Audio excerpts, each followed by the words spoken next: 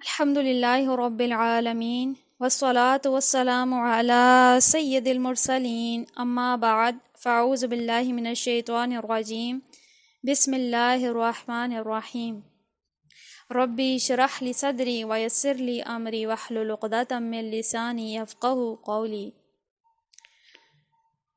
الصلاة والسلام علیک یا رسول اللہ وعلی آلک واصحابک یا حبیب اللہ الصلاة والسلام علیک یا نبی اللہ وعلی آلک واصحابک یا نور اللہ۔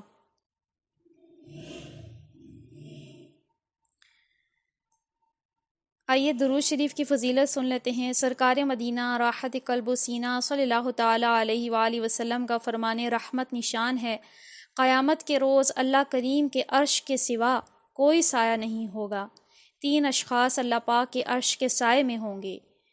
وہ شخص جو میرے امتی کی پریشانی دور کرے، دوسرا میری سنت کو زندہ کرنے والا، تیسرا مجھ پر کثرت سے درود شریف پڑھنے والا۔ یعنی یہ ہے کہ قیامت کا دن ہوگا تو دیکھیے کہ کوئی آسمان نہیں ہوگا، کوئی چھت نہیں ہوگی، صرف اگر کسی کو سایہ ملے گا تو اللہ کے عرش کا سایہ ملے گا، کیونکہ جو سورج ہے وہ سوا نیزے پہ ہوگا اور زمین جو ہے تانبے کی ہوگی، تو اس میں جو ہے صرف چند خوش نصیب ہیں جنہیں اللہ کریم کے عرش کا سایہ نصیب ہوگا۔ تو اس میں تین لوگوں کا ذکر کیا گیا ہے، یہ تین لوگ ہیں جن کو اللہ تعالیٰ اپنے عرش کے سائے میں جگہ دے گا۔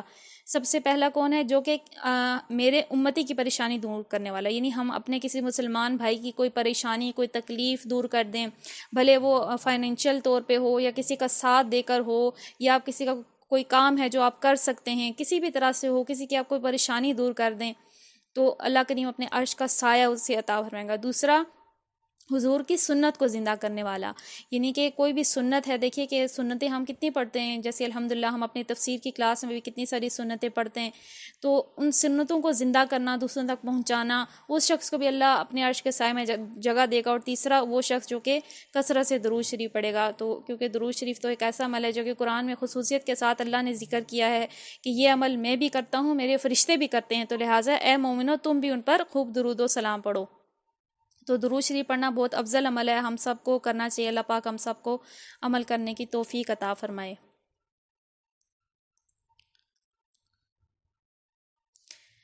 آئیے ماہ ذوالحجہ کے حوالے سے آج ہمارا خصوصی بیان ہے، تو پہلے ہم اس مہینے کی کچھ فضیلتیں سن لیتے ہیں۔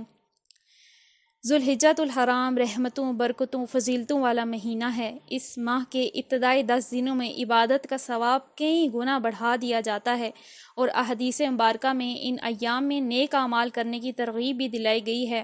چنانچہ سرکار مدینہ صلی اللہ تعالیٰ علیہ وسلم نے فرمایا، جن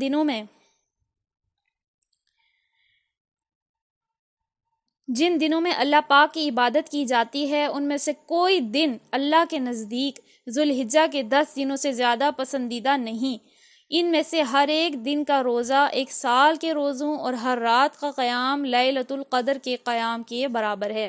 یہ ترمذی شریف کی حدیث ہے کہ کیا فرمایا کہ جو بھی دن ہیں جن میں ہم اللہ کی عبادت کرتے ہیں، دیکھیے کہ ہم کہتے ہیں کہ رمضان کا مہینہ بہت افضل ہے، لیکن وہ ایک مہینے کے طور پہ ہے، وہ افضل ہے، اس کی بھی راتیں جو ہیں زیادہ برکت والی ہیں، لیکن دنوں میں کوئی بھی دن، رمضان کے دن بھی ان 10 دنوں سے افضل نہیں ہیں، کیونکہ دیکھیے اس حدیث میں کلیئرلی بتا دیا گیا ہے کہ دنوں میں سے کوئی ایسے دن نہیں ہیں جو ذی الحجہ کے دنوں سے زیادہ اللہ تعالیٰ کو پسندیدہ ہیں۔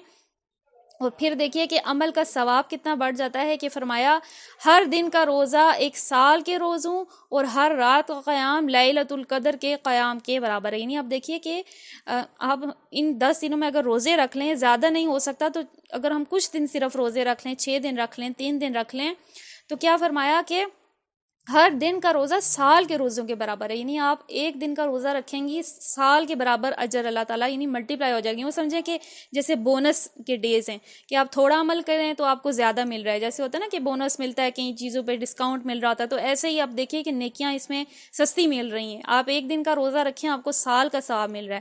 اور دوسرا، ہر رات کا قیام لیلۃ القدر کے قیام کے برابر ہے۔ آپ دیکھیے کہ لیلۃ القدر کتنی فضیلت والی رات ہے، سال میں 1 دفعہ آتی ہے، اور پھر کتنی افضل ہے کہ اس کے بارے میں پوری صورت ہے کہ یہ 1000 مہینے سے افضل ہے، یعنی اس رات کا ایک عمل 1000 مہینے۔ لیکن اس ماہ مبارک کے جو 10 راتیں ہیں، یہ جو 10 دن ہیں، اس میں اگر آپ اس میں جو رات کو اگر ہم قیام کر لیں، تھوڑی دیر کا ہی کر لیں، تو وہ شب قدر کے برابر ہوگا۔ تو دیکھیے کہ کتنا ہمیں ابھی سے ہی یعنی کمر بستہ ہو جانا چاہیے کہ ہم پہلے سے تیاری باندھ لیں، کہ ہم اپنی روٹین ایسی بنائیں کہ رات کو جلدی سو جایا کریں، تاکہ ہم تہجد کے لیے بھی جاگیں، رات کو ہم کچھ تلاوت قرآن کر سکیں، کچھ تہجد پڑھ سکیں، کیونکہ ہر رات کا قیام اتنا افضل ہے کہ آپ دیکھیے کہ ایک شب قدر ہوتی ہے، وہ بھی کوئی کنفرم رات نہیں ہوتی، کبھی ہو سکتا ہے 27ویں کو ہو، 29ویں کو کب ہو سکتا ہے ہم سے صحیح طرح عمل نہ ہو پایا، وہ بھی کنفرم نہیں ہوتا، لیکن اس میں تو کنفرمڈ ہے کہ یہ 10 راتیں حدیث میں بتا دیا گیا ہے کہ ہر شب کا قیام لیلۃ القدر کے قیام کے برابر ہے۔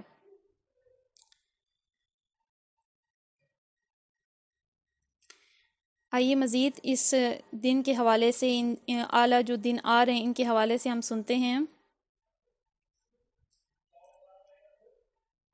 ان دنوں میں رب کریم کی رحمت اپنے عروج پر ہوتی ہے، جو کہ خوش نصیب ان 10 دنوں میں رضا الہی کے لیے پہلی ذی الحجہ سے 9ویں ذی الحجہ تک روزے رکھنے میں کامیاب ہو جاتا ہے، تو اللہ کریم اس کو ہزاروں نیکیاں عطا فرماتا ہے۔ سوچئے کہ ان مبارک دنوں میں ایک ایک روزے رکھنے پر کس قدر ثواب دیا جا رہا ہے۔ مثلا دن کو روزوں اور رات کو جا کر عبادت کرنے میں گزارتے ہوں گے تو ان کے ثواب کا اندازہ کون لگا سکتا ہے۔ اللہ کریم ان کو عبادات بجا لانے پر کیسے کیسے انعام و اکرام سے نوازے گا۔ لہٰذا ان 10 دنوں کو ہرگز غفلت میں نہیں گزارنا چاہیے۔ ان 10 دنوں میں اپنے آپ کو عبادت میں مشغول رکھنا چاہیے۔ ان 10 دنوں میں 10 ذی الحجہ کے دن کے علاوہ باقی دنوں کے روزے رکھنے چاہیے۔ یاد رہے 10 ذی الحجہ کا روزہ رکھنا مکروہ تحریمی ہے۔ ان 10 دنوں میں کثرت سے تلاوت کر لی جائے۔ ان 10 دنوں میں اپنی زبان کو ذکر و درود سے تر رکھنا چاہیے۔ ان 10 دنوں میں خوب خوب نفل عبادت کریں۔ ان 10 دنوں کی راتوں میں بھی جا کر رب کریم کی عبادت کی جائے۔ ان 10 دنوں میں گناہوں سے بچنا اور بچانا چاہیے۔ ان 10 دنوں میں راہ خدا میں دل کھول کر خرچ کرنا چاہیے۔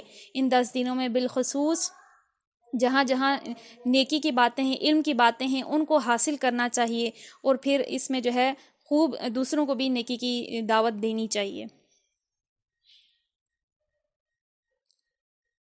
ذی الحجۃ الحرام اسلامی سال کا 12واں مہینہ ہے، جو حرمت والے مہینوں میں شامل ہے۔ یعنی حرمت والے وہ مہینے ہیں جن کے اللہ تعالیٰ نے جن کی عظمت میں اضافہ کیا ہے، خصوصیت کے ساتھ قرآن کریم میں ان کو حرمت والا بنایا ہے۔ یہ مہینے تو ایسے ہوتے ہیں کہ ان میں جنگ وغیرہ، جہاد، یہ چیزیں بھی منع ہیں، اور ان مہینوں کا جو ہے بہت زیادہ اکرام جو ہے اللہ تعالیٰ نے فرمایا ہے۔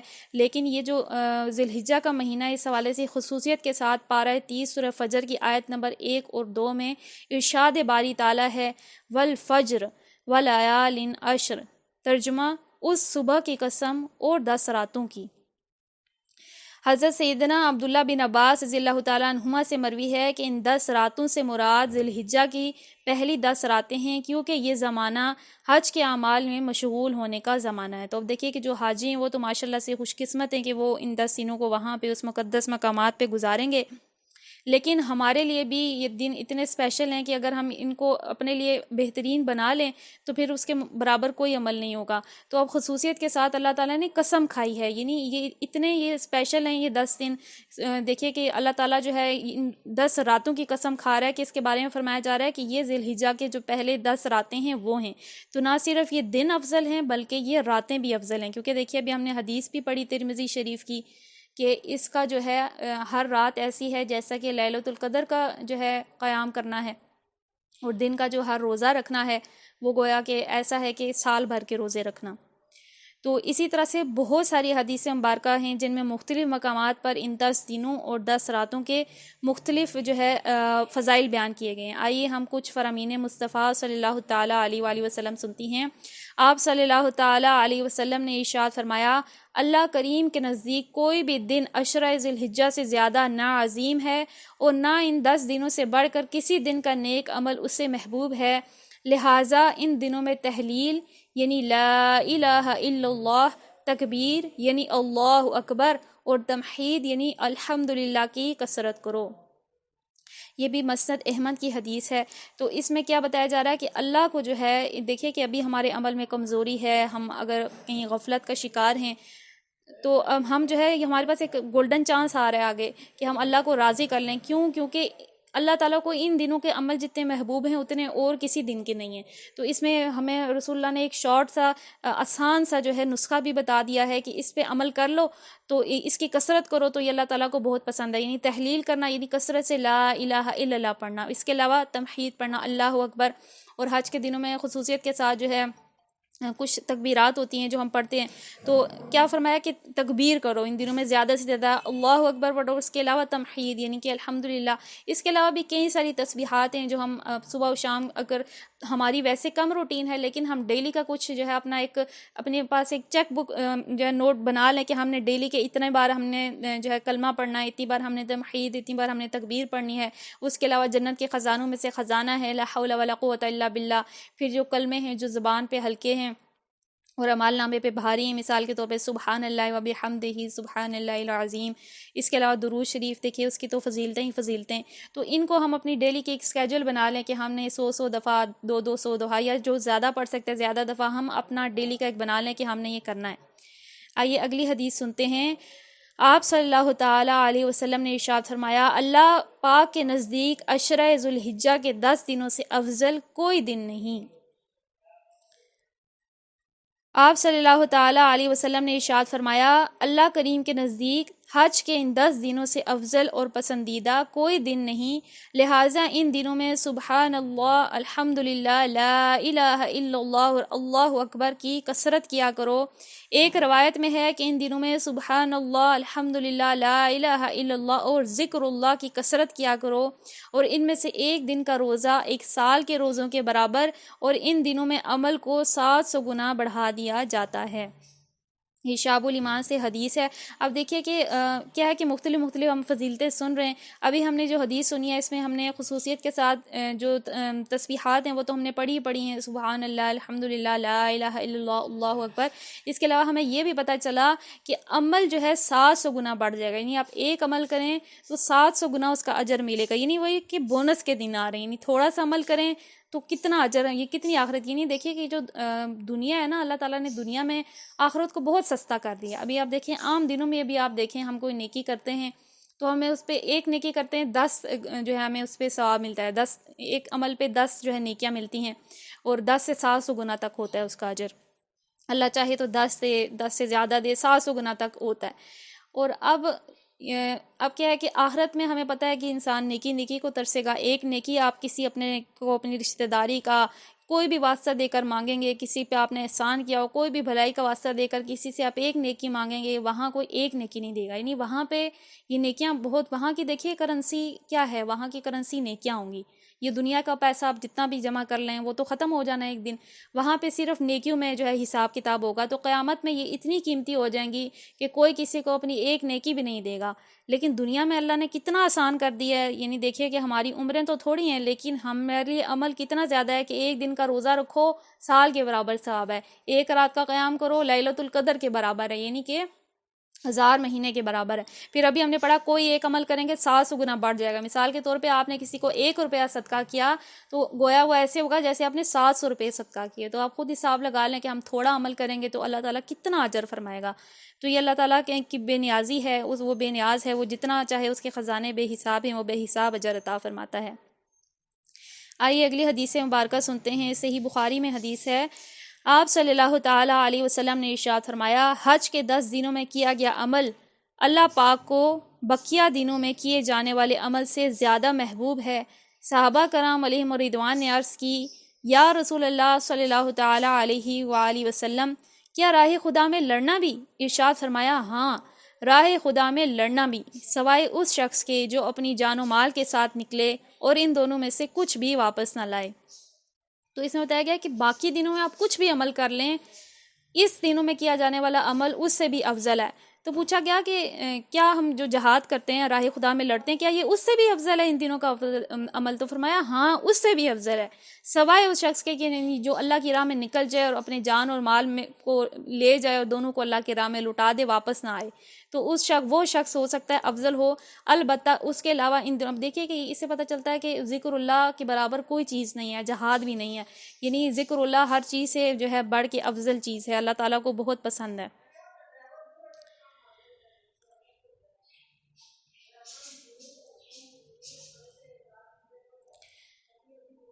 آگے سنتے ہیں۔ بیان کردہ احادیث کریمہ سے یہ معلوم ہوا کہ ذی الحجہ کے پہلے 10 دن بہت زیادہ عظیم ہیں۔ ذی الحجہ کے پہلے 10 دنوں کا عمل اللہ کو بہت پسند ہے۔ ذی الحجہ کے پہلے 10 دن بہت زیادہ فضیلت والے ہیں۔ ذی الحجہ کے پہلے 10 دن میں سے ممنوعہ دنوں کے علاوہ ہر دن کا روزہ 1 سال کے روزوں اور ہر رات کا قیام لیلۃ القدر کے قیام کے برابر ہے۔ ذی الحجہ کے پہلے 10 دنوں میں کیے جانے والے اعمال بہت زیادہ پاکیزہ اور ثواب والے ہیں۔ ذی الحجہ کے پہلے 10 دنوں میں عمل کا ثواب 700 گنا بڑھا دیا جاتا ہے۔ ذی الحجہ کے پہلے 10 دنوں میں کیا جانے والا عمل بقیہ دنوں میں کیا جانے والے عمل کے مقابلے میں راہ خدا میں لڑنے سے زیادہ اللہ پاک کو پسند ہے۔ الغرض ذی الحجہ کے پہلے 10 دن کئی فضائل و برکات اور خصوصیات سے مالا مال ہیں۔ تو اب دیکھیے کہ باقی سال بھی آتا ہے، ایک رمضان کا مہینہ ہے جس میں ہم خصوصیت کے ساتھ کوشش کرتے ہیں کچھ عمل کر لیں، لیکن کیا ہے کہ اکثر کیا ہوتا ہے کہ خواتین کے جیسے گھروں کے بہت سارے کام ہوتے ہیں، کوئی مصروفیت ہوتی ہے، یعنی آپ جیسے عام دنوں کی روٹین ہوتی ہے، کھانا پکانا، ٹی وی وغیرہ دیکھنا، موبائل یوز کرنا، تو اب ہم وقت اپنا بہت برباد کرتے ہیں۔ لیکن کیا ہم نے ان 10 دنوں میں بھی اپنی یہی روٹین جاری رکھنی ہے کہ یعنی ہمارے عمل میں کیا کوئی تبدیلی نہیں آئے گی؟ دیکھیے ابھی ہمیں بتایا گیا کہ کتنا آسان کر دیا گیا ہے، یہ بہت سستا سودا ہے، آج لے لیجئے، وقت ہے، اور یہ دن بار بار نصیب ہوں، اگلا سال ہمیں دیکھنا بھی نصیب ہو یا نہ ہو، یہ تو ہم میں سے کسی کو نہیں معلوم۔ تو آپ دیکھیے کہ اگر ہم ان 10 دنوں کی بھی قدر نہیں کریں گی تو ہم یعنی اپنا بہت سارا سرمایہ کھو دیں گی، دنیا و آخرت، یعنی دنیا و آخرت کی ہم کتنا سارا اس میں سے فائدہ پا سکتے ہیں تو ہم انہیں کھو دیں گی۔ لہٰذا ہمیں چاہیے کہ ہم دیکھیں کہ بہت کمزور ہیں، ہم اللہ تعالیٰ کا عذاب برداشت نہیں کر سکیں گے، ہمیں چاہیے کہ ہم اپنے حال پہ خود رحم کریں کہ دیکھیے کہ اگر ہم کسی عمل کی وجہ سے پکڑے گئے تو ہم اگر قبر میں ہماری پکڑ ہو گئی، کیونکہ آخرت تو آنی ہے، قیامت کا دن آنا ہے، وہ تو بعد کے معاملات ہیں، لیکن مرنے کے بعد فوراً ہی عذاب قبر کا جو سلسلہ شروع ہو سکتا ہے، تو ہمیں اپنے آپ پہ رحم کرنا چاہیے کہ کیا ہم وہ برداشت کر سکیں گی؟ تو ہمیں چاہیے کہ ہم ابھی ہی اپنے حال پہ رحم کریں، ہم خواب غفلت سے بیدار ہوں اور ذی الحجہ کے ان 10 دنوں کی قدر کریں، اور زیادہ سے زیادہ ہم جو ہے کوشش کریں کہ ہم اپنی وقت کو جو ہے عبادت میں گزاریں، اللہ تعالیٰ کی جو ہے اللہ تعالیٰ کی رضا کرنے والے کاموں میں گزاریں۔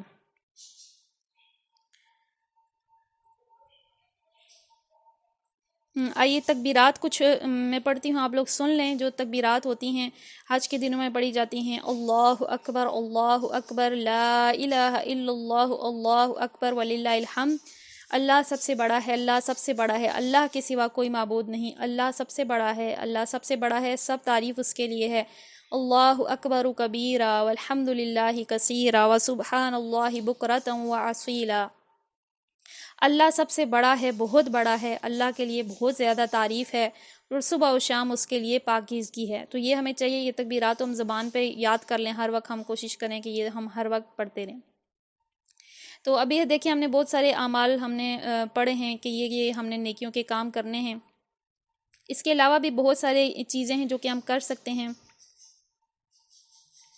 آئیے بھی ہم جو ہے نا، جو ہم نے 10 روزوں کے بارے میں سنا ہے، اب دیکھیے کہ ظاہر ہے ہر ایک کی ویسی صحت تو نہیں ہوتی کہ وہ پورے 10 روزے رکھ سکے یا زیادہ روزے رکھ سکے، لیکن ایک روزہ ہے جو اگر آپ نے مس بھی ہو گئے، فرض کریں نہیں تھی صحت یا کوئی ایسی شرعی مجبوری آ گئی کہ روزہ نہیں رکھ سکے، لیکن ایک روزہ ہم نے مس نہیں کرنا، وہ ہے عرفہ کے دن کا روزہ۔ عرفہ یعنی 9 ذی الحجہ کے دن روزہ رکھیے کہ اس دن روزہ رکھنے سے گناہ معاف ہوتے ہیں۔ چنانچہ نبی کریم صلی اللہ تعالیٰ علیہ وسلم نے ارشاد فرمایا، مجھے اللہ پاک پر گمان ہے کہ عرفہ کا روزہ 1 سال پہلے اور 1 سال بعد کے گناہ مٹا دیتا ہے۔ اب عرفہ کس کو دن کہتے ہیں؟ عرفات کا دن، جس دن حاجی جو ہیں عرفات میں اللہ تعالیٰ کی بارگاہ میں جو ہے کھڑے ہوتے ہیں، اور وہ جو ہے اللہ تعالیٰ سے عرض کرتے ہیں، اللہ تعالیٰ سے معافیہ مانگتے ہیں، اپنے گناہ بخشواتے ہیں، تو وہ دن ہوتا ہے عرفہ کا دن، یعنی کہ عرفات کا دن۔ تو اب کیا بتایا گیا کہ اگر باقی دنوں کے یعنی روزے مس بھی ہو گئے ہیں تو اس دن کے حوالے سے خصوصیت کے ساتھ حدیث ہے کہ نبی پاک نے فرمایا کہ عرفہ کا جو روزہ ہے وہ 1 سال پہلے اور 1 سال بعد کے یہ تمام گناہ مٹا دیتا ہے۔ تو یہ صحیح مسلم کی حدیث ہے۔ تو اب دیکھیے کہ ہم نے یہ مس نہیں کرنا، اگر کوئی شرعی عذر نہیں ہے تو ہم نے یہ روزہ ضرور رکھنا ہے۔ اچھا آپ دیکھیے کہ پہلے 9 دن ہم روزہ رکھ سکتے ہیں، 10ویں دن نہیں رکھ سکتے. اس کی وجہ یہ ہے کہ 10واں دن عید الاضحیٰ کا دن ہے، تو اس دن عید والے دن جو ہے وہ عید کا دن ہوتا ہے، تو اس دن روزہ رکھنے سے منع کیا گیا ہے. لیکن یہ کہ ہم نے اس رات میں ہم نے کچھ خصوصیت کے ساتھ عبادتیں کرنی ہیں. آئیے ان کا کچھ تذکرہ سن لیتے ہیں.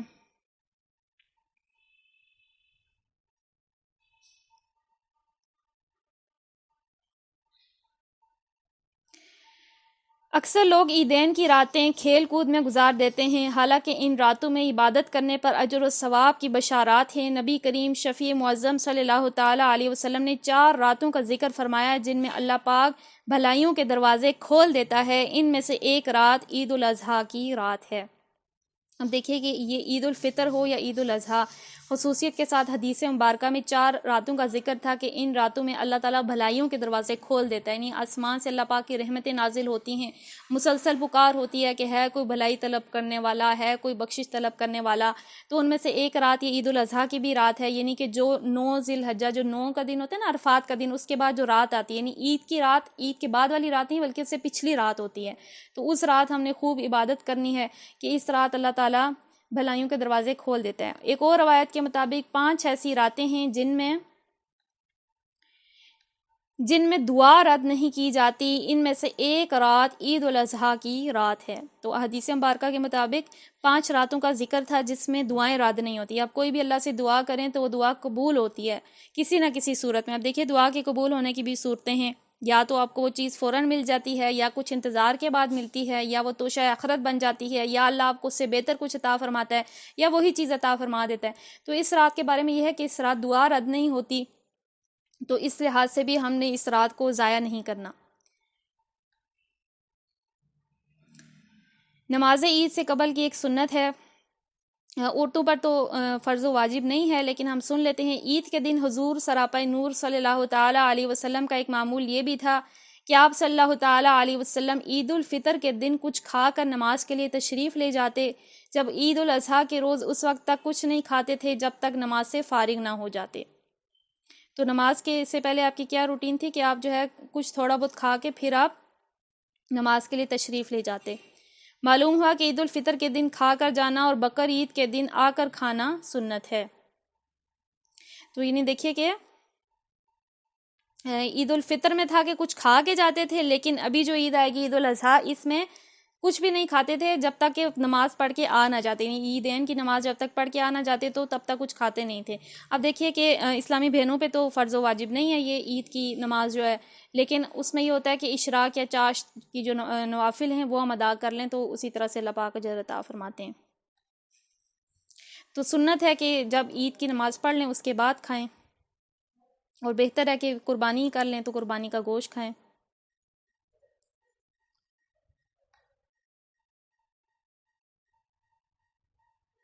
آئیے ہم نے عرفات کے دن کے حوالے سے سنا تھا اس حوالے سے کچھ مزید سنتے ہیں. رسول اللہ صلی اللہ تعالیٰ علیہ وسلم نے ارشاد فرمایا، اللہ پاک یوم عرفہ سے زیادہ کسی دن بندوں کو جہنم سے آزاد نہیں کرتا. اللہ اپنے بندوں سے قریب ہوتا ہے، پھر فرشتوں کے سامنے اپنے بندوں پر فخر کرتا ہے اور فرماتا ہے یہ بندے کس ارادے سے آئے ہیں. اب دیکھیے کہ یہ عرفات کا دن ہے، اس کے حوالے سے خصوصیت کے ساتھ فرمایا جا رہا ہے کہ عرفات کا جو دن ہے، یعنی جس دن حاجی جو ہیں اللہ تعالیٰ کی بارگاہ میں کھڑے ہوتے ہیں اور اپنے جو ہے گناہوں کی اللہ تعالیٰ سے پورا دن دعائیں کرتے ہیں. خصوصیت کوئی بھی عمل جو ہے یہ ہوتا ہے کہ جو حاجی جاتے ہیں انہیں کہا جاتا ہے کہ اس دن نوافل اور باقی جو اعمال ہیں سب سے زیادہ افضل دعا ہے، آپ اپنا زیادہ وقت دعا میں صرف کریں. تو وہ اپنے لیے دنیا آخرت کی بھلائیاں مانگتے ہیں، جہنم کی آگ سے جو ہے چھٹکارا مانگتے ہیں. تو جب وہ اللہ تعالیٰ کے آگے عرضیں کر رہے ہوتے ہیں، اللہ سے مانگ رہے ہوتے ہیں، کیونکہ اللہ تعالیٰ جو ہے آسمان دنیا پر اس عرفہ کے دن جو ہے تجلی فرماتا ہے، اللہ تعالیٰ انسانوں کے قریب ہوتا ہے. تو بتایا جا رہا ہے کہ اللہ تعالیٰ کسی بھی دن اتنے لوگوں کو جہنم سے آزاد نہیں کرتا جتنا اس دن کرتا ہے. یعنی کون سا دن؟ 9 ذی الحجہ کا دن، یعنی کہ عرفہ کا دن، یعنی عرفات کا دن، جس دن حاجی عرفات میں جمع ہوتے ہیں. تو فرمایا پھر اللہ تعالیٰ کیا کرتا ہے؟ اپنے بندوں پہ فخر فرماتا ہے فرشتوں کے سامنے. دیکھیے کہ فرشتوں نے تو کہا تھا کہ تو کیا ایسے کو خلیفہ بنا رہا ہے جو کہ زمین میں خون ریزیاں کرے گا، فساد کرے گا، فتنہ کرے گا. لیکن جب عرفہ کے دن تمام لوگ دیکھیے کہ تمام رنگوں نسلوں ہر طرح کے لوگ عرفات میں جمع ہوتے ہیں تو اللہ تعالیٰ جو ہے فرشتوں کے سامنے بندوں پہ فخر فرماتا ہے. تو پوچھتا ہے کہ یہ کس لیے آئے ہیں، تو وہ بتاتے ہیں کہ تیرے بندے تو تیری تجھ سے جو ہے معافی طلب کر رہے ہیں، تیری رضا طلب کر رہے ہیں۔ تو اللہ تعالیٰ فرشتوں کے سامنے جو ہے اپنے بندوں پہ فخر فرماتا ہے۔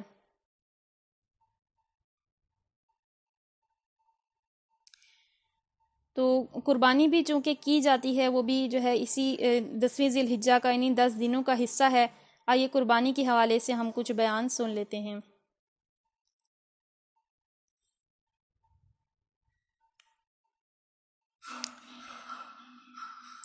اس ماہ مبارک میں سنت ابراہیمی کی یادیں تازہ ہو جاتی ہیں۔ اب دیکھیے کہ سنت ابراہیمی کیا ہے، حضرت ابراہیم کا طریقہ کیا ہے۔ سمعنا واطعنا والا طریقہ ہے کہ جب خواب میں دیکھا کہ اپنے جو ہے اپنے بیٹے کو اپنے ہاتھوں سے ہی آپ جو ہے ذبح کر رہے ہیں، تو کیا فرمایا کہ مسلسل 3 راتوں تک خواب دیکھتے رہے۔ پھر اپنے جب بیٹے سے پوچھا تو کیونکہ انبیاء کے خواب جو ہوتے تھے برحق ہوتے ہیں، تو فرمایا کہ جو تم نے دیکھا ہے، جو انہوں نے خواب دیکھا، انہوں نے اپنے بیٹے سے ارشاد فرمایا، تو انہوں نے ان کو فرمایا کہ والد صاحب آپ کو جو حکم دیا گیا ہے آپ وہ کر لیجئے، یعنی آپ کو اگر جو ہے اسی کا حکم ملا ہے کہ آپ میری قربانی کریں تو آپ ایسا کر لیجئے۔ تو اب دیکھیے کہ اس میں اطاعت کا رستہ ہے، اپنی اولاد کو کون ذبح کرتا ہے، لیکن کہا جاتا ہے کہ شریعت میں جو ہے عقل کا دخل نہیں ہے۔ اب یہ بات عقل میں کہاں سمجھ آتی ہے کہ اپنے بیٹے کو جو ہے ذبح کیا جائے، لیکن یہ اللہ کا امتحان تھا، ٹیسٹ تھا۔ اب دیکھیں کہ اللہ تعالیٰ نے جو شریعت اتاری ہے یہ ہمارے ٹیسٹ کے لیے اتاری ہے۔ اسی طرح سے دیکھیے کہ جنت میں جب حضرت آدم علیہ السلام اور حضرت حوا علیہ السلام جنت میں اللہ تعالیٰ نے ان کو جگہ عطا فرمائی، تو کیا فرمایا کہ کھاؤ پیو جہاں تمہارا دل چاہے، لیکن اس درخت کے پاس نہ جانا۔ تو وہ کیا تھا اگر وہ اس درخت سے کھا لیتے، لیکن اللہ تعالیٰ کا ٹیسٹ تھا۔ اللہ تعالیٰ امتحان لیتا ہے کہ کہاں تک جو میری بتایا ہوا رستہ ہے اس پر چلتے ہیں، کہاں تک اس کی پیروی کرتے ہیں۔ تو یہ جو قربانی ہے یہ اسی سنت کی، ہمیں سنت ابراہیمی کی ہمیں یاد تازہ کرتی ہے کہ حضرت ابراہیم علیہ السلام جو ہے کس طرح سے اپنی جو سنت ہے، جو اللہ تعالیٰ نے ان کو حکم عطا فرمایا، انہوں نے کیسے اس کی اطاعت کی۔ تو لہٰذا اس مہینے میں اسی آپ کی سنت کو تازہ کرتے ہوئے جو آپ نے اپنے بیٹے کی قربانی کے لیے آپ تشریف لے گئے تھے، اور اس دوران 3 طرح کے شیطانوں نے آپ کو وسوسے دیے تھے، چھوٹا شیطان، منجلا شیطان اور بڑا شیطان، اور اسی یاد میں حاجی جو ہے 10 ذی الحجہ کے دن سب سے پہلے جاتے ہیں اور رمی جمرات کرتے ہیں، یعنی شیطانوں کو کنکریاں مارتے ہیں، اور وہی یاد تازہ کرتے ہیں کہ ہم صرف شیطان کو کنکری نہیں مار رہے بلکہ ہم اپنے نفس کو بھی کنکری مار رہے ہیں، کہ ہم نے نہ شیطان کی اب سے پیروی کرنی ہے، نہ ہم نے جو ہے اب شیطان کے رستے پہ چلنا ہے۔ اور پھر اس کے بعد حاجی جو ہے قربانی کرتے ہیں، اور پھر خلق یا تقصیر یعنی سر منڈواتے ہیں اور پھر احرام کھول دیتے ہیں۔ تو ہم جو ہے حج تو چونکہ اللہ تعالیٰ نے ہمیں سعادت عطا نہیں فرمائی، لیکن ایک جو عظیم عمل ہے اس میں ہم شامل ہو سکتے ہیں، وہ ہے قربانی کرنا۔ تو قربانی کے بارے میں کیا فرمایا ہے قرآن میں؟ اللہ پاک پارہ 30 سورہ کوثر کی آیت نمبر 2 میں ارشاد فرماتا ہے فَصَلِّ لِرَبِّكَ وَانْحَرْ، یعنی ترجمہ تم اپنے رب کے لیے نماز پڑھو اور قربانی کرو۔ تو اس سے جو ہے فرمایا جاتا ہے کہ قربانی کرنا چاہے، حکم علماء فرماتے ہیں کہ قربانی واجب ہے۔ تو آئیے قربانی کے بارے میں 4 ہم فرامین مصطفیٰ صلی اللہ تعالیٰ علیہ وسلم سنتی ہیں۔ آپ صلی اللہ تعالیٰ علیہ وسلم نے ارشاد فرمایا، قربانی کرنے والے کو قربانی کے جانور کے ہر بال کے بدلے میں 1 نیکی ملتی ہے۔ اب دیکھیں کہ کتنا اللہ تعالیٰ نے ان 10 دنوں میں، یعنی عید کو بھی انہی 10 دنوں میں رکھا ہے کہ قربانی کرو اور بے تحاشا اجر لو۔ کیا نبی پاک نے ارشاد فرمایا کہ ہر بال کے بدلے، اب بال دیکھیں، بال تو ہم گن ہی نہیں سکتے کبھی، لیکن اللہ تعالیٰ ہر بال کے بدلے میں نیکیاں عطا فرمائے گا۔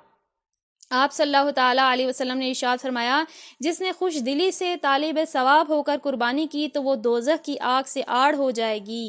یعنی جس نے جو ہے خوش دلی سے اللہ تعالیٰ کی رضا پانے کے لیے، ثواب پانے کے لیے قربانی کی، یعنی ایک تو ہوتا ہے نا کہ قربانی کرنا دکھاوے کے لیے محض، یا محض رسمی طور پہ، یا محض کیونکہ لوگ کیا کہیں گے اگر میں نے نہ کی، ایسا نہیں، بلکہ آپ خوش دلی سے کریں، اللہ کی رضا کے لیے کریں، تو وہ جو قربانی ہے وہ قیامت کے دن آپ کو لیے جہنم کی آگ سے آڑ ہی نہیں آگے آ جائے گی، آپ کو اس سے بچا لے گی۔ آپ صلی اللہ تعالیٰ علیہ وسلم نے ارشاد فرمایا، اے فاطمہ اپنی قربانی کے پاس موجود رہو، کیونکہ اس کے خون کا پہلا قطرہ گرے گا اور تمہارے سارے گناہ معاف کر دیے جائیں گے۔ تو حضور پاک نے جو ہے اپنی جو بیٹی تھیں، آپ کی پیاری بیٹی خاتون جنت حضرت فاطمہ رضی اللہ تعالیٰ عنہا، آپ کو کیا فرمایا کہ قربانی جب ہو رہی ہو تو اپنی قربانی کے پاس موجود رہنا، کیونکہ جیسے اس کا پہلا قطرہ جو ہے خون کا گرے گا تو تمہارے سارے گناہ معاف ہو جائیں گے۔ تو اب دیکھیے کہ یہ ایسا دن ہوتا ہے کہ اگر آپ یہ سوچیں نا کہ میں قربانی کے پیسوں سے صدقہ کر دوں، کوئی اور کام کر دوں، کسی غریب کو دے دوں، ایسا نہیں ہے، بلکہ اس دن سب سے افضل عمل جو ہے خون یعنی کہ اس دن سب سے افضل عمل جو ہے قربانی کرنا ہی ہوتا ہے، یعنی خون یعنی بہانا سب سے افضل عمل اس دن ہوتا ہے، جانور کا جو اللہ تعالیٰ نے ہمارے لیے جائز کیا ہے۔ تو کیا فرمایا کہ اس کے خون کا پہلا قطرہ گرے گا اور اللہ تعالیٰ تمہارے سارے گناہ معاف فرما دے گا۔ ارشاد فرمایا انسان قربانی کے دن کوئی ایسی نیکی نہیں کرتا جو اللہ پاک کو خون بہانے سے زیادہ پیاری ہو۔ یہ قربانی قیامت میں اپنے سینگوں، بالوں اور کھروں کے ساتھ آئے گی، اور قربانی کا خون زمین پر گرنے سے پہلے اللہ پاک کے ہاں قبول ہو جاتا ہے، لہٰذا خوش دلی سے قربانی کیا کرو۔ یہ ترمذی شریف کی حدیث ہے۔ یہ کیا فرمایا کہ اللہ کو کوئی بھی ایسی نیکی نہیں۔ آپ دیکھیے کہ یہ حدیث میں کلیئر بتا دیا گیا ہے، یہ میرے کہنے آپ کے کہنے سے نہیں، بلکہ حدیث میں نبی پاک نے ارشاد فرمایا کہ کوئی بھی ایسی نیکی اس دن نہیں ہوتی، اس دن کیونکہ سب سے افضل کا عمل خون بہانا ہی ہوتا ہے۔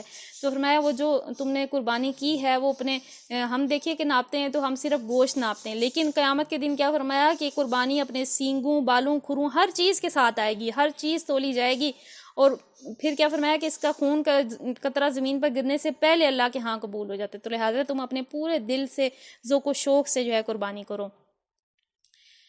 حضرت علامہ شیخ عبدالحق محدث دہلوی رحمۃ اللہ تعالیٰ علیہ فرماتے ہیں قربانی اپنے کرنے والے کی نیکیوں کے پلے میں رکھی جائے گی جس سے پلڑا بھاری ہو جائے گا۔ حضرت سیدنا علامہ علی قاری فرماتے ہیں پہلے پھر اس کے لیے سواری بنے گی جس کے ذریعے سے یہ شخص پل صراط سے گزرے گا، اس جانور کا ہر عضو مالک یعنی قربانی پیش کرنے والے کے ہر عضو کے لیے دوزخ سے آزادی کا فدیہ بنے گا۔ تو کیا ہے کہ سب سے پہلے یہ تولی جائے گی، پھر کیا ہے کہ جہنم سے آڑ بنے گی، اور تیسرا یہ کہ سواری بن جائے گی جس پہ بیٹھ کے آپ پل صراط پار کریں گے، اور اس کا ہر عضو یعنی اس کے ٹانگوں کے بدلے آپ کی ٹانگیں اللہ تعالیٰ آپ کو یعنی خلاصی عطا فرمائے گا، آپ کے لیے وہ جہنم سے آزادی کا فدیہ بن جائیں گی۔ تو لہٰذا دیکھیں کہ کتنی ساری نیکیاں ہیں، پل صراط سے بھی آسانی سے گزر جائیں گے، ہر بال کے بدلے نیکیاں ملیں گی، اور کیا ہے کہ اس کے خون کا قطرہ پہلا گرتے ہی تمام جو گناہ ہیں وہ معاف ہو جائیں گے۔ تو آپ تھوڑے سے مسائل سن لیتے ہیں، کیونکہ کئی دفعہ ایسا ہوتا ہے کہ مطلب ہم قربانی میں ہی نہیں ہوتا ہے کہ سب پہ واجب ہوتی ہے، بعض لوگ کر رہے ہوتے ہیں، تو اس حوالے سے تھوڑے سے شرعی مسائل ہم سن لیتے ہیں کہ کس کس پہ واجب ہے، کس پہ جو ہے کس طرح سے ہے۔ بعض لوگ پورے گھر کی طرف سے صرف ایک بکرا قربان کرتے ہیں، حالانکہ بعض اوقات گھر کے کئی افراد صاحب نصاب ہوتے ہیں اور اس بنا پر ان ساروں پر قربانی واجب ہوتی ہے۔ ان سب کی طرف سے الگ الگ قربانی کی جائے، ایک بکرا جو سب کی طرف سے کیا گیا، کسی کا بھی واجب ادا نہ ہوا کہ بکرے میں سے ایک سے زیادہ حصے نہیں ہو سکتے، کسی ایک طے شدہ فرد ہی کی طرف سے بکرا قربان ہو سکتا ہے۔ تو اکثر ایسا ہوتا ہے کہ مثال کے طور پہ بیٹا بھی کما رہا ہے، باپ الگ کما رہا ہے، بیٹی الگ کما رہی ہے، بیوی بھی کچھ کما رہی ہے، لیکن لوگ کیا کرتے ہیں ایک ہی قربانی کر دیتے ہیں اور پھر کہتے ہیں کہ یہ ہماری یہ قربانی ہے۔ یعنی ایک تو یہ کہ انہوں نے کسی ایک کی طرف سے اس کو منسوب نہیں کیا کہ کس کی ہے، کیونکہ جس پہ واجب ہو اس نے کرنی ہی ہوتی ہے ہر صورت، تو کیا فرمایا کسی کی طرف سے بھی ادا نہیں ہوا۔ تو اس لیے لہٰذا جتنے شخص صاحب نصاب ہیں ان سب نے دینی ہے۔ اب صاحب نصاب ہونے کا اس کا کیا کرائٹیریا ہے، وہ وہی ہے جو کہ زکوٰۃ کا ہے، یعنی کہ یا تو 7.5 تولے سونا یا 52.5 تولے چاندی یا اس کے برابر رقم۔ تو اب دیکھیے کہ 7.5 تولے سونا تو عموماً نہیں ہوتا، لیکن جو 52.5 تولے چاندی ہے اس کی رقم آج کے مطابق تقریباً مجھے زیادہ علم تو نہیں ہے لیکن جتنا میری نظروں سے گزرا ہے وہ 90,000 روپے ہے۔ تو 90,000 روپے اگر کسی کے اکاؤنٹ میں ہیں، اور اس پہ یاد رکھیے کہ سال گزرنا ضروری نہیں ہے، یعنی زکوٰۃ کے لیے تو شرط ہے نا کہ اس مال پہ سال گزر جائے، صاحب نصاب آپ کو ہوئے ہوئے سال گزر جائے، لیکن قربانی کے لیے ایسی شرط نہیں ہے۔ اگر آپ کے اب بھی اکاؤنٹ میں 90,000 پلس روپیز ہیں تو اس کا مطلب ہے آپ صاحب نصاب ہیں، آپ پہ قربانی واجب ہے۔ یا یہ کہ آپ کے پاس پیسے تھوڑے ہیں اور تھوڑا سا گولڈ پڑا ہوا ہے، جیسے 1 تولہ سونا پڑا ہوا ہے اور 1 تولہ سونا ہے اور تھوڑا سے ساتھ پیسے چند روپے بھی پڑے ہوئے ہیں، تو آپ چاندی کے مطابق آپ نصاب پہ ہیں تو آپ پہ یعنی قربانی واجب ہے۔ تو اس لیے جتنے لوگ بھی صاحب نصاب ہوں اتنی ہی قربانیاں کریں۔ بڑا جانور یعنی بیل، گائے، بچڑا، بھینس وغیرہ اور اونٹ میں 7 قربانیاں، تو وہ تو ہمیں معلوم ہے کہ ان میں 7 حصے ہوتے ہیں، تو اس میں حصہ ہی نہیں کر سکتے کہ اگر کسی نے بیل لے لیا ہے تو 7 لوگوں کی طرف سے وہ قربانی ہو جائے گی۔ نابالغ کی طرف سے اگرچہ واجب نہیں مگر کر دینا بہتر ہے، بالغ اولاد یا زوجہ کی طرف سے قربانی کرنا چاہے تو ان سے اجازت طلب کرے، اگر بغیر اجازت لیے کر دی تو واجب ادا نہیں ہوگا۔ اجازت دو طرح کی ہوتی ہے، صراحتاً مثلا کوئی کہہ دے کہ میری طرف سے قربانی کر دو، یا دلالتاً مثلا اپنی زوجہ یا اولاد کی طرف سے قربانی کرتا ہے اور انہیں اس کا علم ہے اور وہ راضی ہیں۔ قربانی کے وقت میں قربانی کرنا ہی لازم ہے، کوئی دوسری چیز اس کے قائم مقام نہیں ہو سکتی۔ مثلا بجائے قربانی کے بکرا یا اس کی قیمت صدقہ خیرات کر دی تو یہ ناکافی ہے، یعنی اس دن جو ہے قربانی ہی کرنی ہوگی جس پہ واجب ہے۔ ایسا نہیں ہے کہ وہ کہے کہ میں صدقہ خیرات کر دوں، بلکہ اس کو قربانی ہی کرنی چاہیے، یہ واجب ہے۔ قربانی کا جانور بے عیب ہونا ضروری ہے، اگر تھوڑا سا عیب ہو، مثلا کان میں سوراخ یا چیرا ہو تو قربانی مکروہ ہوگی، زیادہ عیب ہو تو قربانی نہیں ہوگی۔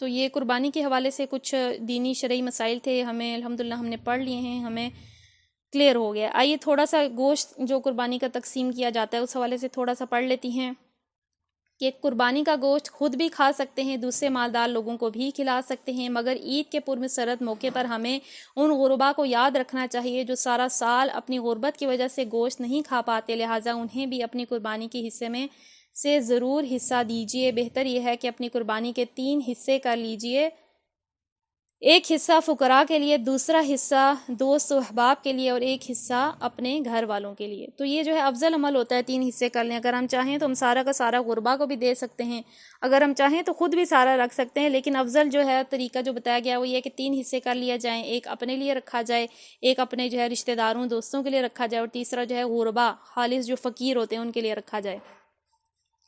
تو آپ دیکھیے کہ یہ بھی اللہ کی خاص رحمت ہے۔ آپ اگر قیمت پتہ کریں گوشت کی تو اتنی زیادہ ہے کہ عام بندہ تو کبھی سوچ بھی نہیں سکتا، جو غریب ہے کبھی سوچ بھی نہیں سکتا کہ وہ یہ گوشت جو ہے خرید کے کھا سکتا ہے۔ تو اس لیے یہ اللہ تعالیٰ کی خاص رحمت ہے کہ اللہ تعالیٰ نے ایسے موقع پہ توفیق عطا فرماتا ہے کہ ہر طرح کے لوگ جن کے گھروں میں کبھی بھی گوشت نہیں پک سکتا ان کو بھی یہ نعمت عطا ہوتی ہے۔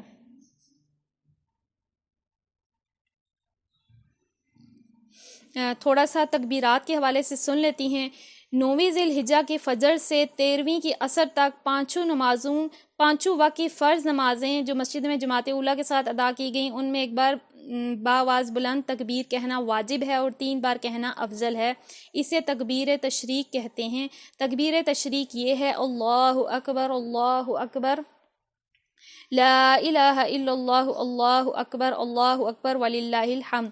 تو یہ کب سے پڑھنی ہے؟ یہ تکبیر ہم نے پڑھنی ہے 9ویں ذی الحجہ کی فجر سے لے کے 13ویں کی عصر تک۔ تو آدمیوں نے تو مسجد میں بآواز بلند وہ ہر فرض کے بعد 3 بار پڑھتے ہیں، اسلامی بہنیں چونکہ گھر میں پڑھتی ہیں تو گھر میں جو ہے آپ 3 دفعہ یہ تکبیر ہر نماز کے بعد، یعنی 9ویں کی فجر کے بعد سے لے کے 13ویں کی عصر تک ہم یہ تکبیرات پڑھ لیں گے۔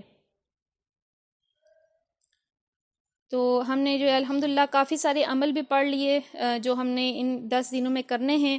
تھوڑے سے جو ہے یہاں پہ ایک لسٹ ہے اس کو ہم سن لیتے ہیں کہ نمازوں کے حوالے سے ہم نے ان 10 دنوں میں کیا کرنا ہے۔ کہ ہم دیکھیے کہ اگر ہماری سستیاں تھیں تو ہم نے ان سستیوں کو اب دور کرنا ہے۔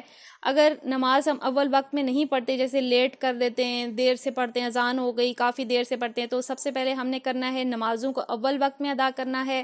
دوسرا خشوع و خضوع کے ساتھ ادا کرنا ہے۔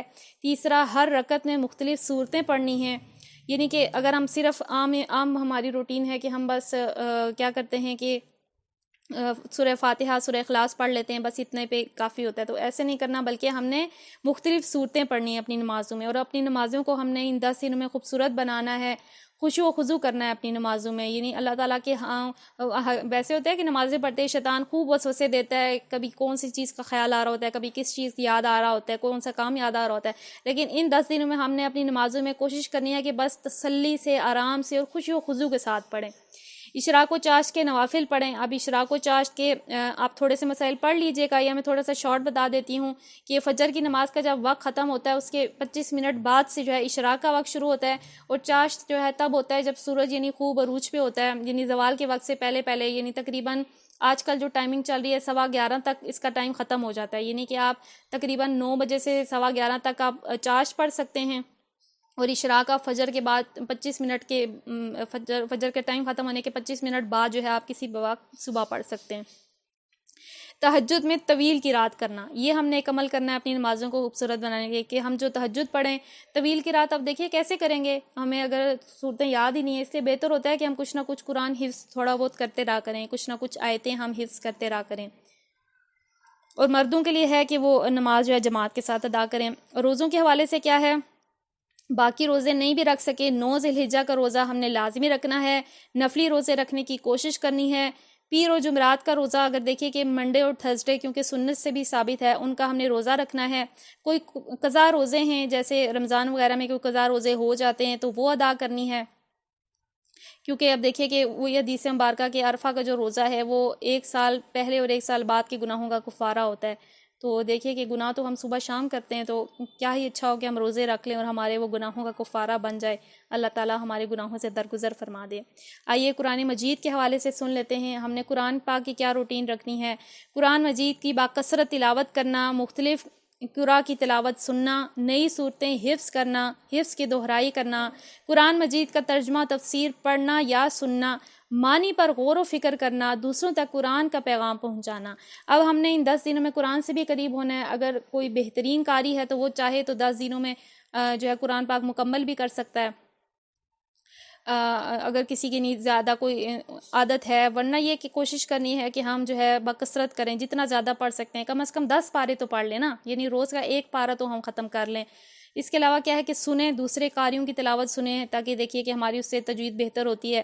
اس کے علاوہ صورتیں تھوڑی بہت حفظ کر لیں جس سے ہم اپنی نماز کو بہترین بنا سکیں. اور جو ہے تفسیر میں یعنی غور و فکر کریں، تفسیر اس کی سنیں. آئیے ذکر و دعا کے حوالے سے سنتے ہیں. تحلیل، تکبیر، تمحید جو ہم نے ابھی پڑھا، لا الہ الا اللہ، اللہ اکبر، الحمدللہ، یہ پڑھیں. صبح و شام کے اذکار پڑھیں. صبح و شام کے اذکار بہت سارے ہیں. اس کے حوالے سے بھی انشاءاللہ عز و جل میں گروپ میں کچھ لنکس بھیج دوں گی تو وہ ہم نے اپنی روٹین کا حصہ بنا لینے ہیں. استغفار اور ذکر کی کثرت کریں، درود شریف پڑھیں، مقبول دعائیں مانگیں. مقبول دعائیں کون سی ہیں؟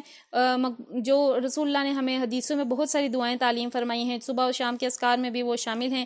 اور مقبول اوقات میں دعائیں مانگیں. مقبول اوقات کون سے ہیں؟ یعنی وہ وقت جو قبولیت کے وقت ہوتے ہیں، جیسے کہ فجر کا وقت یا عصر و مغرب کے درمیان کا جو ٹائم ہوتا ہے. اسی طرح سے بارش ہو رہی ہو، کئی سارے موقع ہیں جہاں پہ دعائیں مقبول ہوتی ہیں. جیسے اذان ہوتی ہے، اذان کے بعد جو دعا ہوتی ہے وہ بھی مقبول ہوتی ہے. فرضوں کے بعد جو دعا مانگی جائے وہ بھی مقبول ہوتی ہے. تو ان اوقات میں ہم نے دعائیں مانگنی ہیں.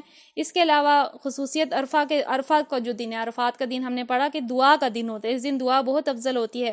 تو اس دن ہم نے دعائیں مانگنی ہیں اور اذکار پڑھنے ہیں. صدقہ و خیرات میں ہم نے اپنی کیا روٹین رکھنی ہے کہ زکوٰۃ اگر کسی کی ہے، سب سے پہلے کیونکہ صدقے سے افضل زکوٰۃ ہے، اگر آپ نے ادا نہیں کی تو وہ ادا کر دیں. زائد ضروریات چیزیں صدقہ کر دیں. یعنی اب ایسے ہوتا ہے کہ ہمارے بہت سارے کپڑے جوتے پڑے ہوتے ہیں، بیگز، کافی ساری چیزیں ہیں جو کہ ہمیں ضرورت نہیں ہوتی، ہم جو ہے وہی 2-4 جوڑے پہن رہے ہوتے ہیں. جو بھی آپ کی ضرورت سے زائد چیز ہے وہ آپ صدقہ کر دیں. کوئی پسندیدہ چیز اللہ کی راہ میں دیں. والد، بیوی، بچوں اور عزیز و اقراب پر خرچ کریں، یعنی اپنے گھر والوں پہ بہترین خرچ کریں، یہ بھی صدقے میں ہی آتا ہے. تو اپنے گھر والوں پہ اچھا خرچ کریں. خدمت خلق کے حوالے سے کچھ سن لیتے ہیں.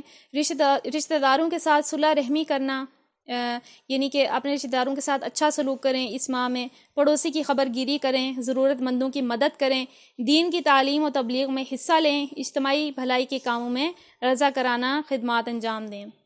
عید و قربانی کی تھوڑی سی سنتیں ہم سن لیتے ہیں. قربانی تک ناخن اور بال نہ کاٹنا. تو یہ حدیث مبارکہ میں ہے کہ جو شخص، یعنی آپ دیکھیں کہ حاجی ہوتا ہے وہ اس کا کیا ہوتا ہے کہ وہ احرام باندھ لیتا ہے.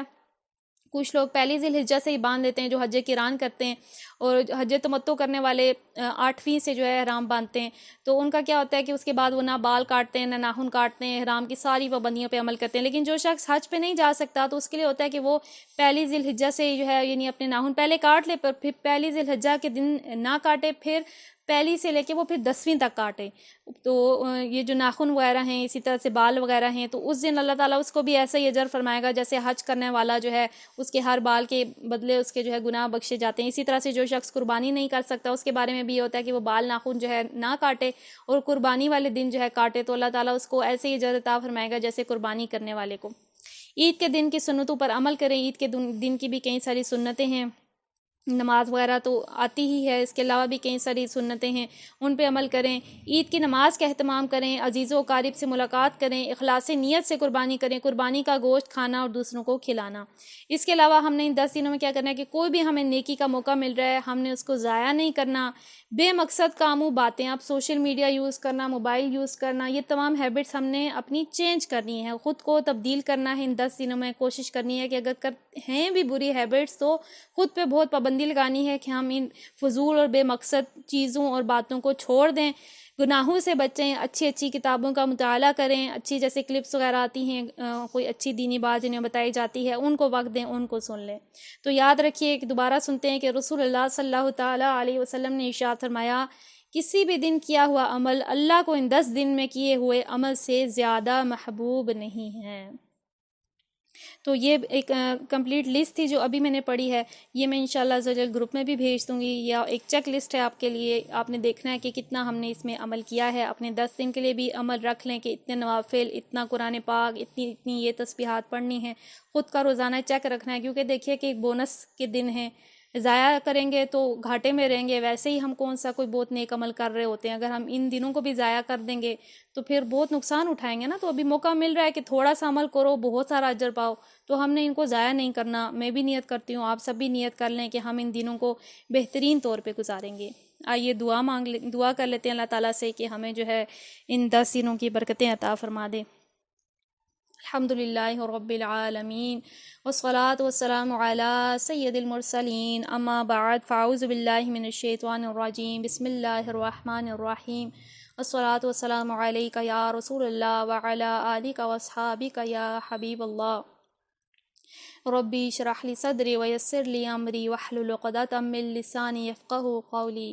یا اللہ یا رحمن یا رحیم، یا اللہ یا رحمن یا رحیم، یا اللہ یا رحمن یا رحیم، یا ربنا یا ربنا یا ربنا یا ربنا یا ربنا یا ذا الجلال والاکرام، یا ذا الجلال والاکرام، یا ذا الجلال والاکرام، یا غفور یا رحیم، یا غفور یا رحیم، یا غفور یا رحیم۔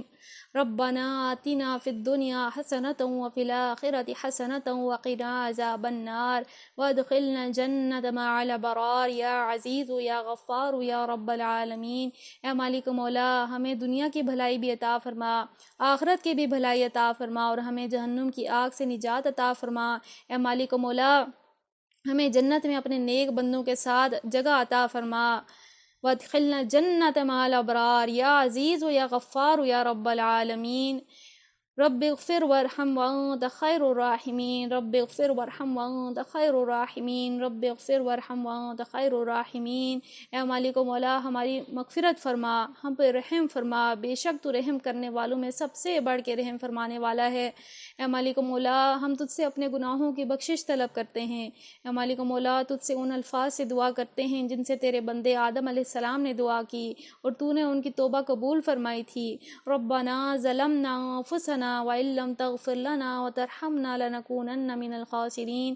اے مالک و مولا، ہم نے اپنی جانوں پر ظلم کیا ہے، اگر تو ہمیں معاف نہیں کرے گا اور ہم پر رحم نہیں فرمائے گا تو ہم یقیناً نامراد لوگوں میں سے ہو جائیں گے۔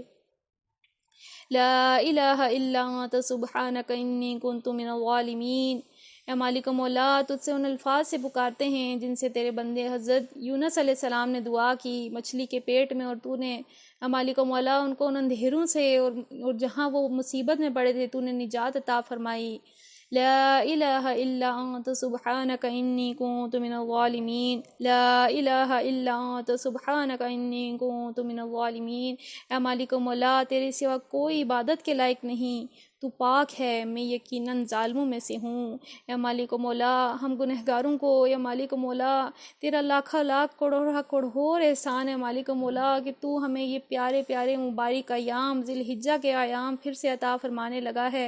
اے مالک و مولا، ہم نے تو تیری نافرمانی کرنے میں کوئی کسر نہیں چھوڑی، تجھے ناراض کرنے میں کوئی کسر نہیں چھوڑی۔ اے مالک و مولا، کون سا عمل ایسا نہیں کیا جو تجھے ناراض نہ کرنے والا ہو۔ اے مالک و مولا، ہم نے اپنے وقت کو غفلت میں گزارا، اے مالک و مولا تیرے ذکر کے بغیر گزارا، مالک مولا اس کے باوجود تیری رحمت ہم سے پیچھے نہیں ہوئی، مالک مولا تیری نعمتیں ہم پر کم نہیں ہوئی، تیری عطائیں تیری کرم نوازیاں ہم سے دور نہیں ہوئی، ہماری نمازوں میں بھی غفلت رہی، اے مالک مولا اس کے باوجود تو نے سجدوں کی توفیق دی، اے مالک مولا یا رحم الراحمین یا رحم الراحمین، اے مالک مولا یہ جو مقدس ایام آ رہے ہیں ہمیں ان میں ایسے عمل کی توفیق عطا فرما دے، اے مالک مولا ایسے عمل کی توفیق عطا فرما دے جو تیری بارگاہ میں مقبول ہوں، اے مالک مولا یا ارحم الراحمین، اے سب سے بڑھ کے کرم فرمانے والے مالک مولا ہمیں ایسی باتوں کی توفیق دے، ایسے سجدوں کی توفیق دے کہ جس کے بعد ہم دوبارہ گناہ کی طرف لوٹ کر نہ جائیں،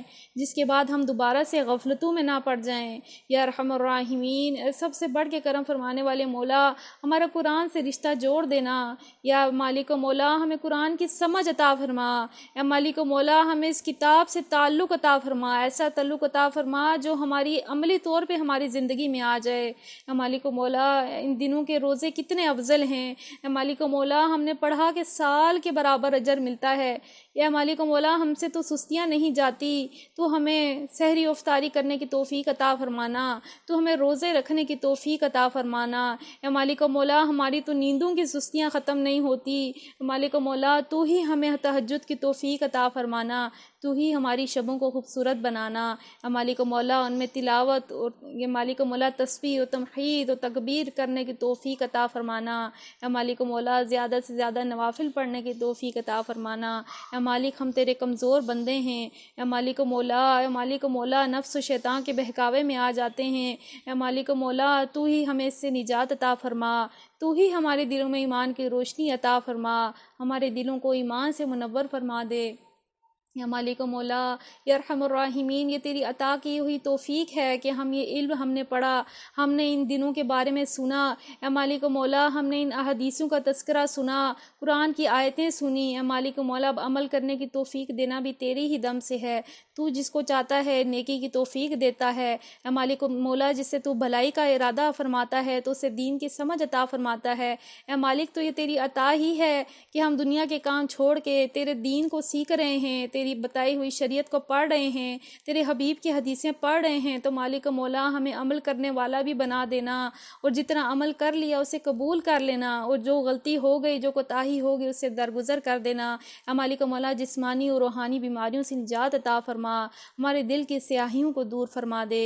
اے مالک مولا یا ارحم الراحمین یا ارحم الراحمین، اے مالک مولا ہمیں بہترین طور پہ عرفہ کا دن گزارنا نصیب فرمانا، اے مالک مولا جو حج کرنے گئے ہوئے ہیں ان کے حج میں ان کو آسانی عطا فرمانا، اے مالک مولا ان کی تمام عبادتوں کو اپنی بارگاہ میں مقبول فرمانا، اور ان کے صدقے میں مالک مولا ہمیں بھی جہنم کی آگ سے خلاصی عطا فرمانا، اے مالک مولا ہم سب کو بھی بار بار حج کی سعادت نصیب فرما دے، اے مالک مولا ہم تیرے گھر آنے کے قابل تو نہیں ہیں لیکن تو جس کے لیے چاہتا ہے جس کو چاہتا ہے بلاوا آ جاتا ہے، اے مالک مولا ہمیں بھی توفیق عطا فرما کہ ہم بھی عرفات میں وقوف کر سکیں، ہم بھی مینا میں قیام کر سکیں، ہم بھی رمی جمرات کر سکیں، ہم بھی مزدلفہ میں شب گزار سکیں، مالک مولا ہم بھی تیرے کعبہ کا طواف کر سکیں، ہم بھی صفا مروہ کی سعی کر سکیں، ہم بھی وہاں پہ زمزم پی سکیں، اے مالک مولا ہم سب کو حج کی سعادت نصیب فرمانا، ان گنہگار قدموں کو وہاں پہ طواف نصیب فرمانا، اے مالک مولا اس کے بعد اپنے پیارے حبیب کے در کی حاضری بھی ہمیں عطا فرمانا، مالک مولا وہاں حاضر ہو کے درود السلام پڑھنا نصیب فرمانا، وہاں کے مقدس مقامات کی مالک مولا ہمیں بھی دیدار نصیب فرمانا، جہاں پہ تیرے پیارے حبیب نے شب و روز بسر کیے، جہاں پہ مالک مولا جہاں کی مٹی پہ نے ان کے قدموں کو چوما ہے، مالک مولا ہمیں بھی اس مٹی پہ مالک مولا دیکھنا نصیب فرمانا، یا مالک مولا یا ارحم الراحمین ہمارے لیے غیب سے حج و عمرے کے اسباب فرما دے، یا ارحم الراحمین اے مالک مولا جتنے بیمار ہیں سب کو صحت کاملہ شفا عاجلہ عطا فرما، مالک مولا جو اسلامی بہنیں ابھی سن رہی ہیں مالک مولا ان کی جو بھی جائز حاجات ہیں مالک مولا جو بھی تکلیفیں پریشانیاں ہیں ان کو دور فرمانا اور ان کی ہر جائز حاجات پہ رحمت کی نظر فرمانا، ان پہ ان کے گھر والوں پہ خصوصی فضل و کرم فرمانا۔ اے مالک و مولا ان سب کے صدقے میں مجھے بھی ہدایت نصیب فرمانا۔ اے مالک و مولا یا ارحم الراحمین ہم سے غفلتوں کو دور فرما دے۔ اے مالک و مولا ہمیں عبادت پہ کمر بستہ ہو جانا نصیب فرما، ہمیں ان 10 دنوں کو بہترین گزارنے کی توفیق عطا فرما، زیادہ سے زیادہ تجھے راضی کرنے والے کام کرنے کی توفیق عطا فرما، تیرے بندوں کے کام آنے کی توفیق نصیب فرما۔ یا ارحم الراحمین امت مسلمہ پہ رحم فرما، خصوصیت کے ساتھ ہمارے ملک پاکستان پہ رحم فرما۔ مالک و مولا جو بھی معاشی پریشانیاں آ رہی ہیں ان کو تو دور فرما دے، تو اپنے غیب سے دروازے کھول دے، تو اپنے رزق کے دروازے کھول دے، تو اپنی رحمتوں برکتوں کے دروازے کھول دے۔ امت مسلمہ کو اتحاد نصیب فرما، امت مسلمہ کو غلبہ عطا فرما، جہاں جہاں مسلمان تنگی پریشانی تکلیف دکھ درد میں ہیں ان سب کی تکلیفیں پریشانیاں دور فرما دے۔ مالک و مولا یا ارحم الراحمین جتنے مسلمان اس دنیا سے چلے گئے ہیں ان سب کی بخشش و مغفرت فرما۔ مالک و مولا اگر کسی قبر میں عذاب ہو رہا ہے تو اس عذاب کو دور فرما دے، اس کی جگہ اپنی رحمتیں عطا فرما دے، ان کی قبروں کو کشادہ فرما دے۔ ہم بھی جب اس دنیا سے جائیں تو ہمیں کلمہ پڑھنا نصیب فرمانا، ربنا افرغ علینا صبرا وتوفنا مسلمین۔ مالک و مولا تو ہم پہ صبر انڈیل دینا اور ہمیں مسلمان ہی اٹھانا۔ مالک و مولا نزا کے وقت کلمہ نصیب کرنا، ہماری قبر کو مالک و مولا کشادہ کر دینا۔ اگر ہماری قبر میں عذاب ہو گیا تو ہم کہاں جائیں گے مالک و مولا، ہم تو ادنا سی تکلیف بھی برداشت نہیں کر سکتے۔ یا ارحم الراحمین تو ہماری قبروں کو کشادہ کر دینا، انہیں جنت کے باغوں میں سے باغ بنا دینا۔ مالک مولا جن کے والدین اس دنیا سے چلے گئے ہیں ان کی قبروں کو بھی کشادہ فرما دے۔ مالک مولا جن کے والدین حیات ہیں ان کو درازی عمر بالخیر عطا فرما، ان کو صحت و عافیت والی زندگی عطا فرما۔ رب ارحمہما کما ربیانی صغیرا۔ مالک مولا جب قیامت کے دن اٹھانا تو اپنے عرش کے سائے میں جگہ عطا فرمانا، اپنے حبیب کے حوض کوثر سے آب کوثر نصیب کرنا۔ مالک مولا ہمیں اس دن کی سختی سے بچا لینا، ہمیں بلا حساب جنت میں داخلہ عطا فرمانا۔ اے مالک و مولا ہمیں پلصراط بجلی کی تیزی سے پار کرنا نصیب فرمانا۔ اے مالک و مولا اگر کٹ کے جہنم میں گر گئے تو ہمارا کیا بنے گا؟ اے مالک و مولا ہمارے یہ نازک جسم عذاب برداشت کرنے کی سکت نہیں رکھتے۔ اے مالک و مولا اللہم اجرنا من النار، اللہم اجرنا من النار، اللہم اجرنا من النار۔ اے اللہ ہم سب کو جہنم کی آگ سے خلاصی عطا فرمانا، جنت الفردوس میں اپنے پیارے حبیب کا پڑوس نصیب فرمانا۔ مالک و مولا ہماری قربانیوں کو اور جو بھی ہم نیک عمل کریں گے ان کو اپنی بارگاہ میں مقبول فرمانا، جو غلطی کوتاہی ہو گئی اس سے درگزر فرمانا۔ اے مالک و مولا جو مانگا ہے عطا فرما دے، جو نہیں مانگ سکی تو بن مانگے اپنی رحمت سے عطا فرما دے۔ ان اللہ و ملائکتہ یصلون علی النبی یا ایھا الذین آمنوا صلوا علیہ وسلموا تسلیما۔ الصلاۃ والسلام علیک یا رسول اللہ وعلى آلك وأصحابك يا نور الله۔ سبحان ربك رب العزة عما يصفون وسلام على المرسلين والحمد لله رب العالمين بحق لا إله إلا الله محمد رسول الله صلی اللہ تعالی علیہ وآلہ وسلم۔ آئیے محفل کے اختتام کی دعا پڑھ لیتے ہیں۔ الصلاۃ والسلام علیک یا رسول اللہ، الصلاۃ والسلام علیک یا حبیب اللہ، سبحانک اللہم وبحمدک لا الہ الا انت استغفرک واتوب الیک۔ بسم اللہ الرحمن الرحیم وصلی اللہ علی محمد۔ الصلاۃ والسلام علیک یا نبی اللہ وعلی آلک واصحابک یا نور اللہ، صلی اللہ تعالی علیہ وآلہ وسلم۔